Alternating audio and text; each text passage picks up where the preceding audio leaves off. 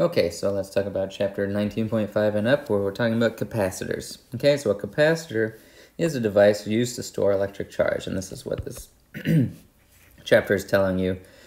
Basically, we've got two plates separated by a distance d here, and these plates, these are conductive plates, they're conducting electricity, and you've got a battery here, and the plus side is hooked to this plate, and I don't know what that is, and the minus side is hooked over to that plate. So you got the plus over here, minus over there, and they're not connected, okay? There's no wire here, but since you know if you have a positive charge, it's going to send out electric fields, and if you have a minus charge, it's going to receive electric fields into it.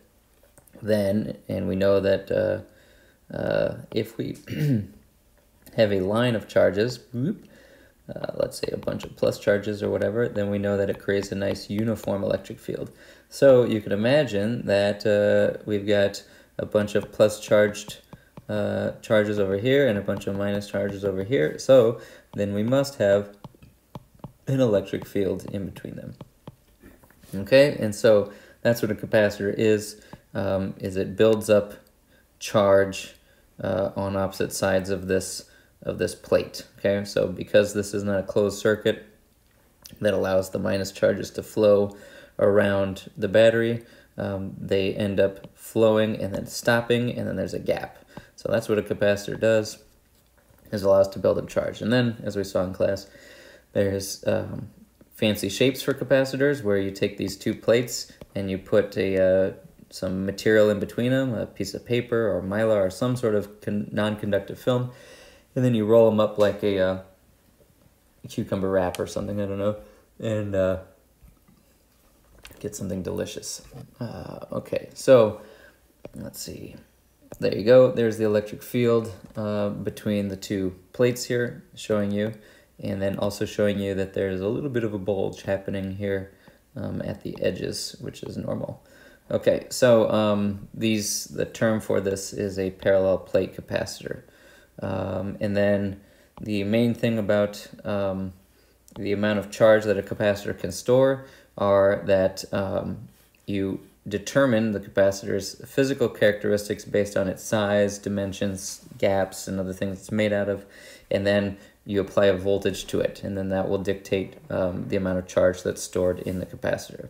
Okay, so basically here the electric field is proportional to the amount of charge, because we know if you have one charge, you're going to have some E is kq over r squared there.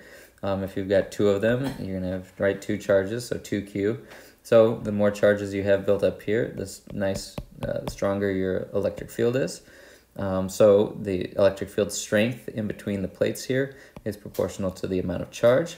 And then the voltage is also proportional to the electric field, which means the voltage is proportional to the charge. And remember, the voltage, the reason it's proportional to the electric field is because voltage is defined as potential times distance. So the separation D here between the two plates times the electric field strength between them is defined as the voltage. And since voltage is E times a constant and E is Q times a constant, then voltage then is related to Q. And the relationship between voltage and charge is this: Q equals CV. And the C here is this term capacitance.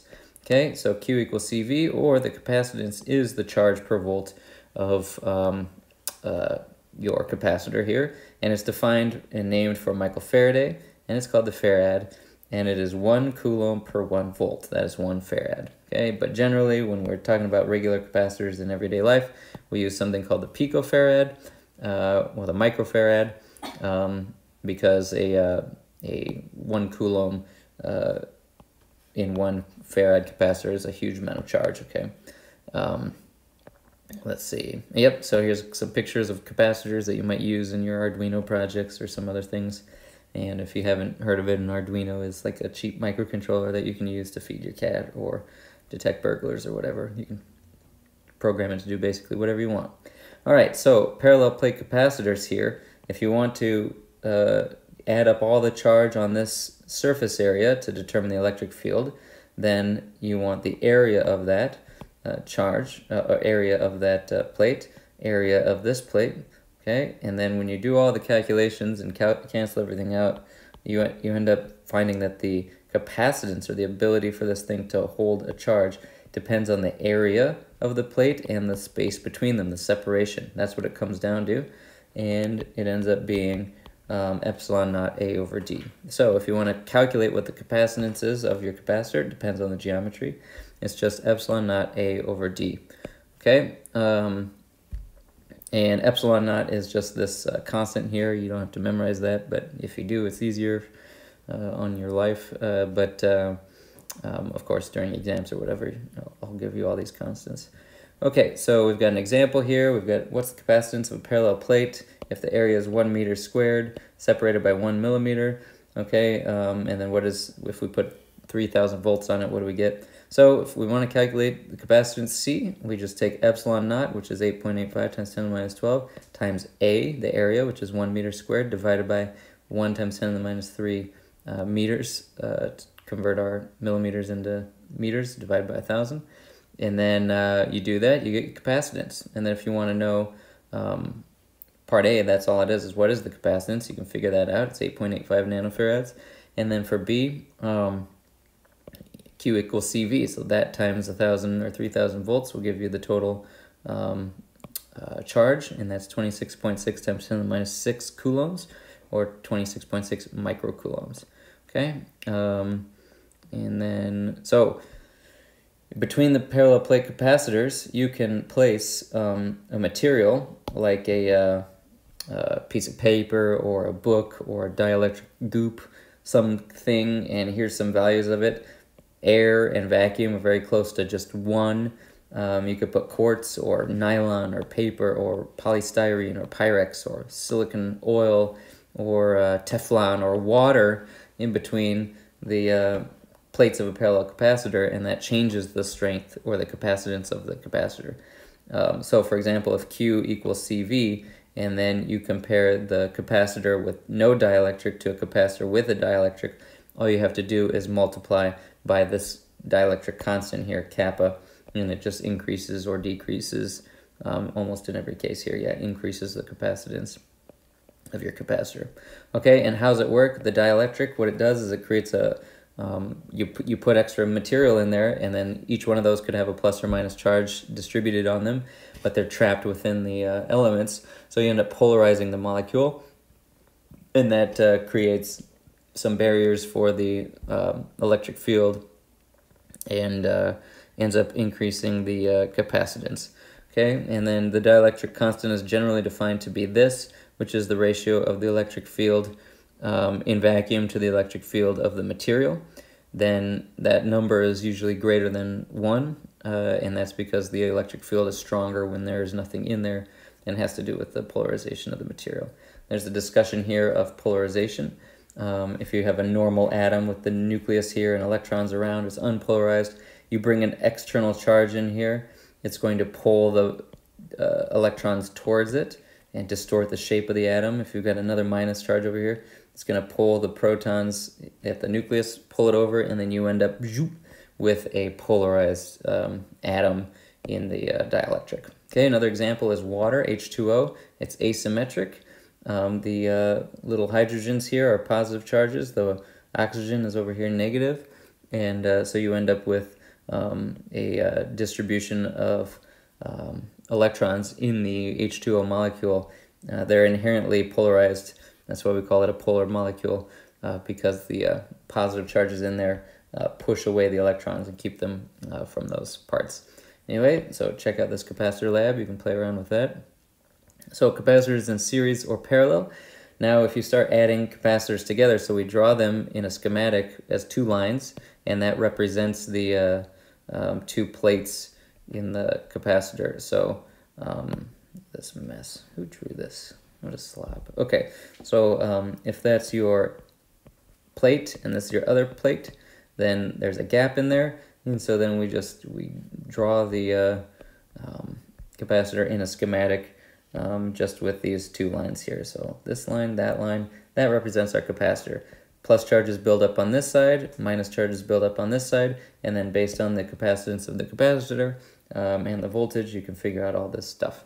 So let's say you have one capacitor hooked, so that your battery is plugged into one capacitor, then that capacitor is plugged into another, and then that capacitor is plugged into another. What is the total capacitance?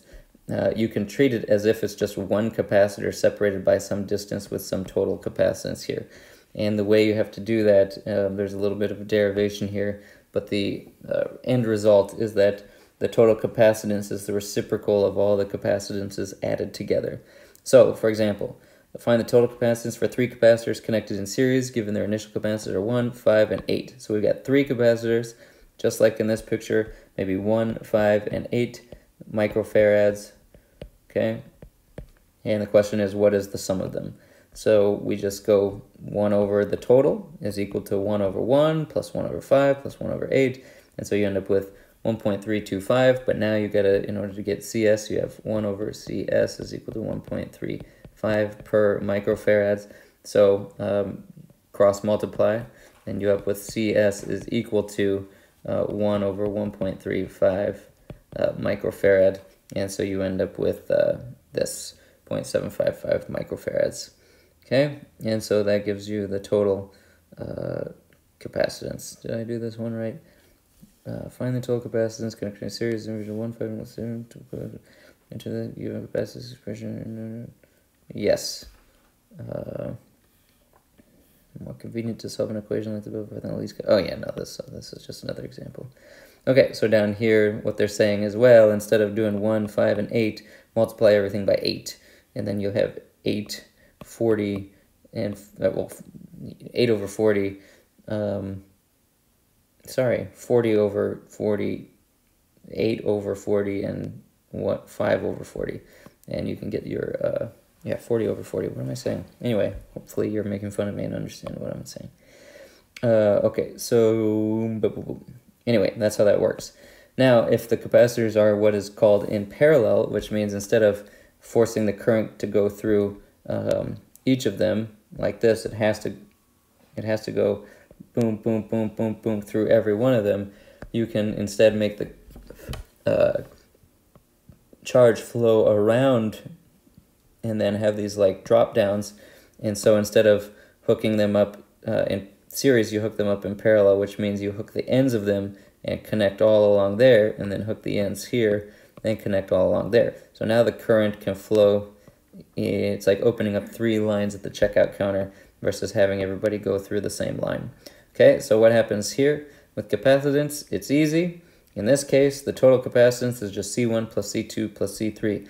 So let's say we had 1, 5, and 8 like we had in the previous problem. Well, the total here is just 1 plus 5 plus 8, which is going to be 8 plus 5 is 13 plus 1 is 14. So this would be 14 microcoulombs would be the total charge there. So that's pretty cool. And the way that works in both these, and some of the important things to keep track of, is that in the case for capacitors in series, the charge is the same because of conservation of charge. You have Q, Q, Q.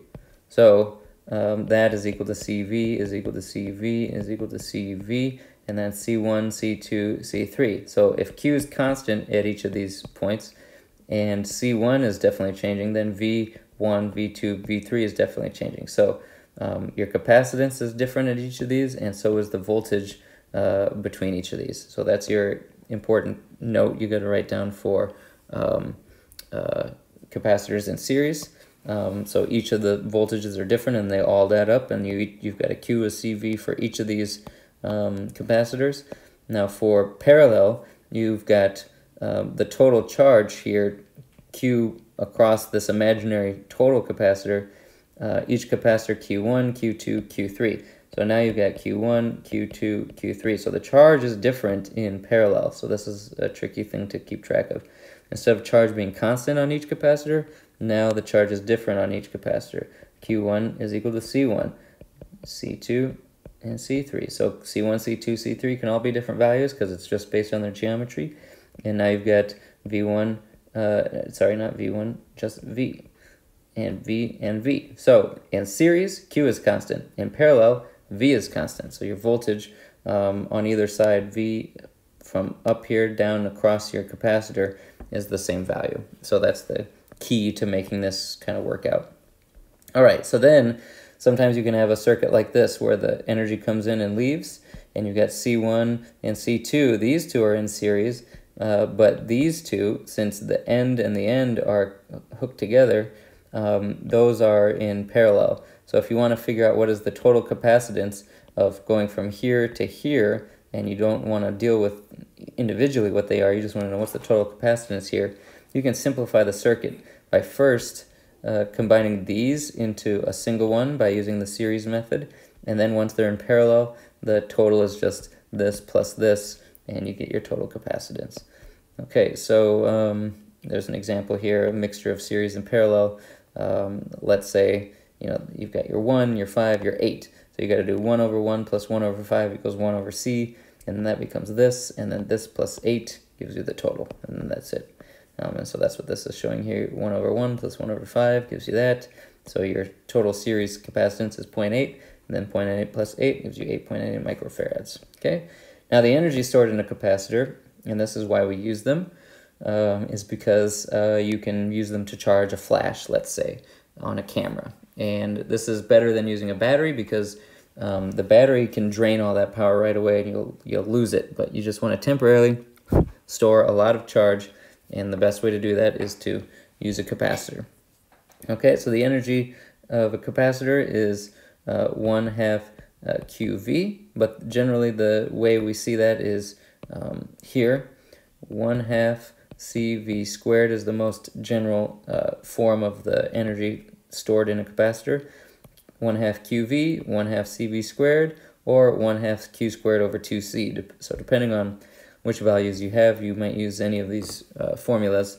But this is energy, and that's the energy is joules, and like normal. So here's an example here. You've got one of these heart defibrillators in every university building now, these AED devices. 4 times 10 to the 2 joules, so 400 joules of energy released, 10,000 volts. What's the capacitance? So we've got our 1/2 CV squared.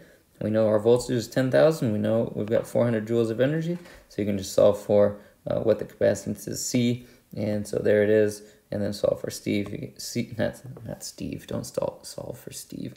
And then you get 10,000 volts. Okay, so that is that.